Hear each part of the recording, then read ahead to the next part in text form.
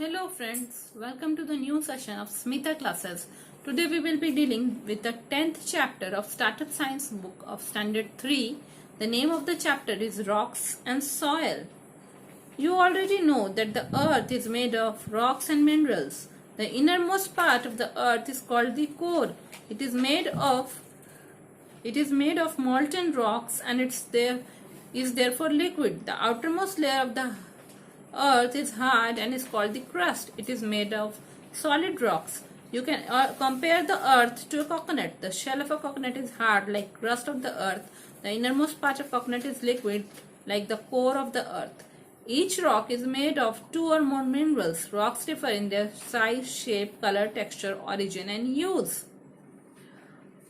हम लोग सब जानते हैं कि हमारा जो ये प्लैनेट है, अर्थ है, या हमारी जो पृथ्वी है, वो रॉक्स और मिनरल्स से बनी हुई है. रॉक्स मतलब पत्थर और मिनरल्स मतलब जो भी इंपॉर्टेंट तरह के पत्थरों में मिले हुए कुछ केमिकल्स हम लोग को मिलते हैं. केमिकल्स नहीं, एक अलग तरह के सब्सटेंसेस हम बोलेंगे जो कि मिनरल्स होता है, जैसे आयरन, एल्यूमिनियम, ये सब हम लोग को मिलता है रॉक्स से, जो कि हमारे बहुत सारे काम आता है. अब है कि जिस तरह एक नारियल हम लोग लेंगे, कोकोनट लेंगे, कोकोनट का बाहर का बहुत हार्ड होता है जिसको हम लोग बैंग करके तोड़ते हैं ना. जो बाहर का लेयर है उसको हम क्या बोलेंगे? अगर अर्थ के बारे में बोलेंगे तो हम बोलेंगे अर्थ का जो बाहर का लेयर वो क्रस्ट है. हाँ, और बहुत हार्ड है, जो कि मेनली किससे बना हुआ है? रॉक्स से बना हुआ है.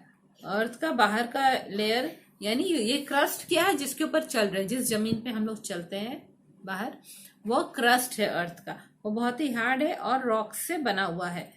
और जबकि जो है वो क्या है? वो अर्थ का आउटर मोस्ट लेयर है. हमारी पृथ्वी का बाहर का लेयर ये है जो हम लोग को दिखाई दे रहा है. और इसके सबसे अंदर का लेयर, बीच में और एक लेयर है, और एक सबसे अंदर जो एक लेयर है उसमें हम लोग जाएंगे तो वो क्या होता है? वो है कोर.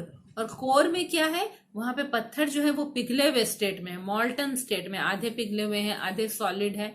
इसीलिए अंदर जो है पूरे अर्थ के सबसे अंदर वाले जो एरिया है, इनर मोस्ट जो एरिया है, उनमें लिक्विड स्टेट में, तरल स्टेट में, तरल पदार्थ है. पत्थर मिनरल सब पिघले हुए स्टेट में है. इस तरह एक नारियल में बाहर का पूरा हार्ड होता है और भीतर एक व्हाइट लेयर होता है, उसके अंदर लिक्विड होता है. उसी तरह हमारा अर्थ है. हमारा अर्थ का बाहर का क्रस्ट बहुत हार्ड है, बीच में एक और लेयर है, और सबसे अंदर इनर मोस्ट लेयर क्या? कोर है, जो कि लिक्विड फॉर्म में है. ठीक है. अब जो है हर एक पत्थर जो है वो 2 या 2 से ज्यादा मिनरल्स से बना हुआ रहता है. हाँ, पत्थर में 2-3 तरह के मिनरल्स मिक्स किए हुए रहते हैं, मिक्स्ड फॉर्म में रहते हैं. और हर एक पत्थर दूसरे पत्थर से साइज अलग है, उसका शेप अलग है, कलर अलग है. हम लोग देखते हैं ना, नदी के पास जाएंगे आपको अलग अलग तरह के कलर के पत्थर मिलेंगे. तो हर एक पत्थर दूसरे पत्थर से साइज अलग, शेप अलग, कलर अलग, टेक्सचर अलग. कुछ कुछ पत्थर जो आप तोड़ेंगे तो पूरा पाउडरी पाउडरी हो जाएगा, कुछ कुछ जो है हार्ड रहेगा. तो टेक्सचर उनका अलग अलग है, ओरिजिन अलग है. कुछ कुछ स्पेशल पत्थर कुछ स्पेशल जगहों पे ही मिलते हैं, सारे जगहों पे नहीं मिलते हैं. और हर एक पत्थर का यूज भी अलग है. यूज क्यों अलग अलग है? क्योंकि उनमें अलग अलग तरह के मिनरल्स पाए जाते हैं. अब हम लोग टाइप्स ऑफ रॉक्स पढ़ेंगे. Rocks can be divided into 3 types on the basis of how they are formed. Rocks under water. Some rocks are formed with small piece of pebbles, gravel, sand and clay. They are found mostly under water. Sandstone, shale and limestone. Rocks deep inside the earth. Some rocks change their form to make new rocks. Marble, slate. Rocks near the earth's surface. Some rocks are formed when liquid minerals change into salt. These are found near the earth's surface. Basalt and granite. ठीक है. अलग अलग तरह के rock हैं. तो अलग अलग तरह के पत्थर किस तरह हिसाब से है, कहाँ पे वो पाए जाते हैं, किस जगह पे पाए जाते हैं, उस हिसाब से पत्थर अलग अलग टाइप के होते हैं. कुछ कुछ पत्थर बिल्कुल पानी के अंदर बनते हैं और पानी के अंदर पाए जाते हैं. रिवर बेड्स में, सी बेड्स में वो पाए जाते हैं. तो वो कैसे बनेंगे? पानी में जो छोटे छोटे पेबल्स होते हैं, ग्रेवल होते हैं, हाँ, कंकड़ होते हैं, गोल गोल जो पत्थर होते हैं, छोटे छोटे कंकड़ गोल गोल टाइप के होते हैं. सैंड होता है, बालू होता है, और मिट्टी होता है, क्ले. वो सब मिला मिला के एक हार्ड रॉक बनाता है. ठीक है. तो वो सब ज्यादातर पानी के नीचे पाए जाते हैं. इसका एग्जाम्पल क्या है? जो पत्थर पानी के नीचे पाए जाते हैं उनमें एक सैंडस्टोन है, बालू वाला पत्थर, एक शेल है, और एक है लाइमस्टोन, चूना वाला पत्थर. ठीक है. इसी तरह rocks deep inside the earth. हाँ, अर्थ के हमें बहुत खुदाई करने पे अंदर हम लोग को बहुत हार्ड रॉक्स मिलते हैं. और क्या होता है? वहां पे जो है अर्थ के अंदर अंदर बहुत अंदर खुदाई करने पे वहां के कुछ रॉक्स ना, चूंकि बहुत प्रेशर में रहते हैं और दबे हुए रहते हैं ना, तो वो चेंज होके नए तरह के रॉक्स में चेंज होके बन जाते हैं, जो कि क्या होता है, मार्बल और स्लेट होता है। बहुत नीचे से मिलते हैं ना, जैसे हमारा ताजमहल मार्बल से बना हुआ है, और स्लेट का यूज बहुत सारी जगह पे किया जाता है क्योंकि वो ब्लैक अपीयरेंस देता है। ठीक है, तो जो है ये मार्बल और स्लेट जो है, चूंकि अर्थ के बहुत अंदर खुदाई करने पे मिलते हैं और अंदर बहुत गर्मी और प्रेशर से जो है वो अपना शेप चेंज कर लेते हैं, शेप और नया तरह का रॉक्स बन जाते हैं। Rocks near the earth surface. अब अर्थ के क्रस्ट के ऊपर ही या क्रस्ट से हल्की सी खुदाई करेंगे, उसी समय हमें कुछ पत्थर मिलते हैं।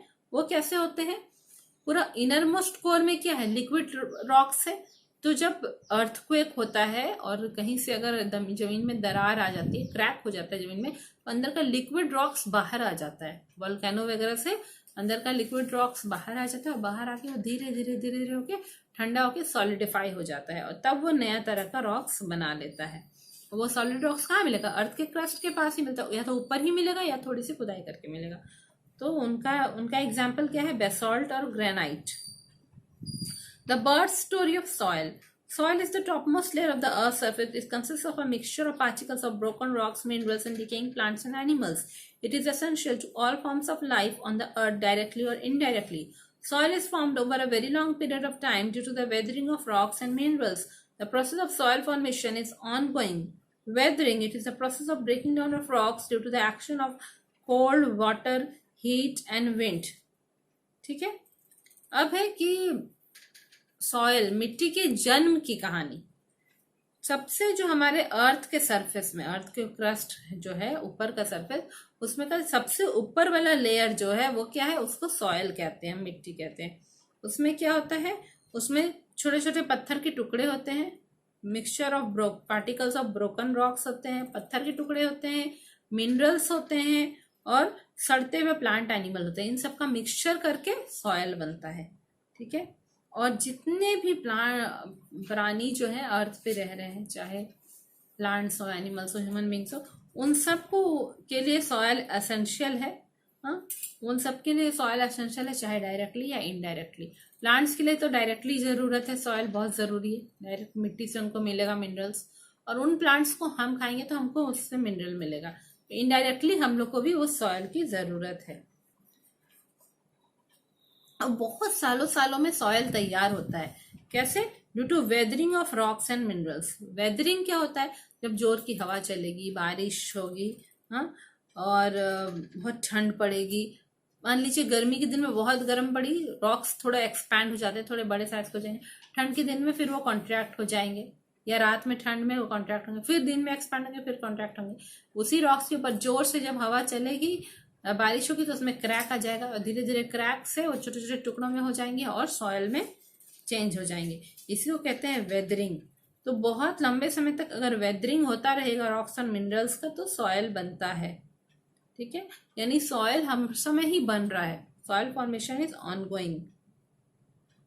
फ्रॉम रॉक्स टू सॉयल, एक पूरा स्टोरी बताया गया है कि रॉक्स, पत्थर से मिट्टी बनता कैसा है।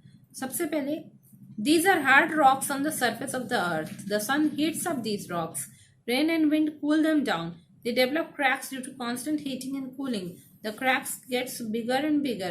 Finally, the rocks break up into small pieces. Wind and water carry these pieces of rocks. These pieces of rocks rub against each other and break into very tiny particles. These particles get mixed with decaying plants and animals to form soil.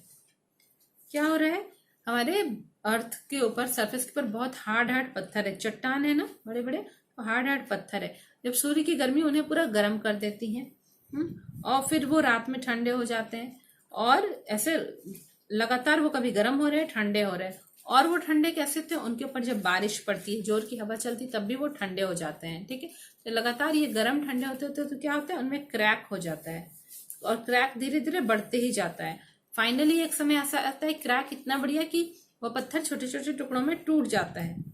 उसके बाद जोर की हवा चली या जोर की बारिश हुई, तो वो इन छोटे छोटे टुकड़ों को बहा बहा के ले जाता है, और ये जो छोटे छोटे टुकड़े हैं वो एक दूसरे से टकराते रहते हैं जब बहते हैं, एक दूसरे से टकराते रहते हैं और भी छोटे छोटे टाइनी पार्टिकल्स में चेंज हो जाते हैं।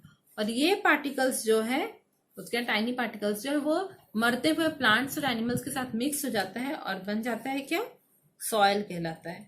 तो ये जितने भी मरते हुए प्लांट्स और एनिमल्स होते हैं, वो जो मैटर होता है, वो जो सब्सटेंस होता है, मरा हुआ उनका जो अंश होता है, उसे ह्यूमस कहते हैं। और वो ह्यूमस जो है सॉइल को मिनरल रिच करता है, मतलब मिट्टी को उपजाऊ बनाता है वो ह्यूमस। क्यों? क्योंकि ये जो मरते हुए प्लांट और एनिमल्स है, उनकी बॉडी में भी मिनरल्स है, न्यूट्रिएंट्स है, वो सब जाके कहाँ मिक्स हो जा रहा है, सॉइल में मिक्स हो जा रहा है। ह्यूमस सॉइल में जाके मिक्स हो जा रहा है, इसलिए सॉइल फर्टाइल हो जा रहा है। ठीक है, अब हम लोग पढ़ेंगे types of soil. Soil varies in color and combination. Different places have different types of soil. There are 3 types of soil: sandy, clayey, and loam. Sandy soil is composed of big and sand particles that have a lot of air in the spaces between them. It does not hold much water. It is dry and light soil. Very few plants grow in sandy soil. Clayey soil is composed of very fine particles with a few air spaces between them. This soil can hold a lot of water. It is sticky in nature. Plants like wheat and rice grow well in clayey soil. Loam is mixture of sand and clay. It can hold both air and water. It is the ideal soil for growth of plants. It contains humus. ठीक है, तो 3 तरह के soil होते हैं, Sandy, clay और लोम होते हैं। जो सैंडी सॉइल होता है वो बड़े बड़े बालू के टुकड़ों से बना रहता है, बिग सैंड पार्टिकल से बना रहता है, इसीलिए उन बड़े बड़े टुकड़ों के बीच में बहुत स्पेस रहता है जहाँ पे एयर रहता है वहां पे। ठीक है, और वो इतना स्पेस रहता है कि अगर हम उस सैंड के ऊपर पानी डालेंगे, सैंड के पार्टिकल्स के ऊपर, तो वो पानी को होल्ड नहीं कर पाता है, पानी बह जाता है। It is dry and light soil, वो थोड़ा हल्का होता है सैंडी सॉइल, उठाने से हम लोग को ज्यादा भारी नहीं लगता है, और ड्राई भी रहता है, और उसमें बहुत कम प्लांट्स ग्रो कर पाते हैं। दूसरा है क्लेई सॉइल। क्लेई जो है और भी फाइन पार्टिकल्स से बना हुआ है, हाँ, छोटे छोटे पार्टिकल से बना हुआ है, पर उनके बीच में एयर स्पेस बहुत कम है। क्लेई सॉइल का एक पार्टिकल और 2 पार्टिकल के बीच में, दूसरे पार्टिकल के बीच में एयर स्पेस बहुत कम है, इसीलिए जब हम लोग उसमें पानी डालते हैं तो वो पानी को वो पकड़ के रखता है। ठीक है, this soil can hold a lot of water, वो पानी को पकड़ के रखता है क्लेई सॉइल, इसीलिए वो स्टिकी होता है। मिट्टी को हम लोग छुएंगे तो हम लोग को स्टिकी स्टिकी लगता है ना, हाथ में चिपका चिपका, वो स्टिकी रहता है क्योंकि उसमें पानी को वो पकड़ के रखता है। हाँ, किस तरह के प्लांट्स अच्छे से क्लेई सॉइल में उग पाते हैं? व्हीट एंड राइस, हाँ, ये दोनों अच्छे से उग पाते हैं क्लेई सॉइल में। अब है एक और लोम सॉइल। लोम सॉइल क्या होता है? वो मिक्सचर है सैंड और क्ले का। जब हम बालू वाले, सैंड वाले पार्टिकल और मिट्टी वाले पार्टिकल दोनों को मिक्स कर देंगे तो लोम बनेगा, लोम सॉइल बनेगा। वो एकदम सही मिट्टी होती है प्लांट्स को उगाने के लिए। क्यों? क्योंकि लोम में ह्यूमस भी रहता है, सैंड वाला भी है, क्ले वाला भी है, और ह्यूमस भी है, सबसे उपजाऊ है, सबसे फर्टाइल है, इसलिए लोम सॉइल सबसे अच्छा है प्लांट्स उगाने के लिए। ठीक है, तो फिर आपका ये चैप्टर कंप्लीट हो गया है। थोड़ा सा और हम लोग इसको और थोड़ा कर लेते हैं। Uses of soil.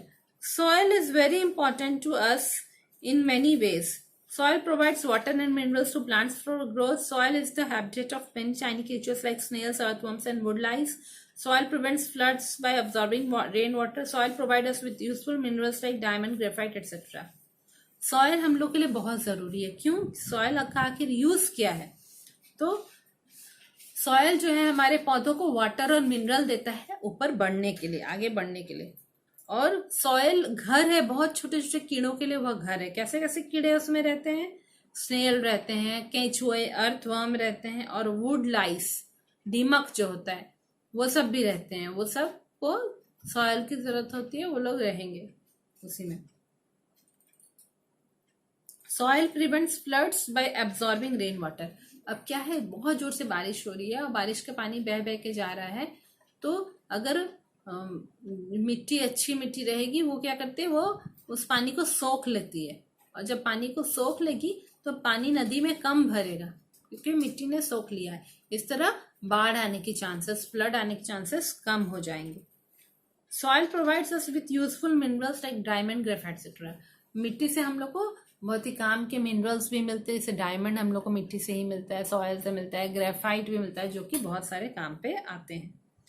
ठीक है, आप लोग का ये चैप्टर कंप्लीट हो गया है। आई होप आप लोग को ये वीडियो पसंद आएगा। अपने फ्रेंड्स लोग के साथ शेयर करिए, और अगर वीडियो में कहीं कुछ आपको कहीं प्रॉब्लम आया है तो आप हमको कमेंट करके पूछ सकते हैं। Okay, thank you.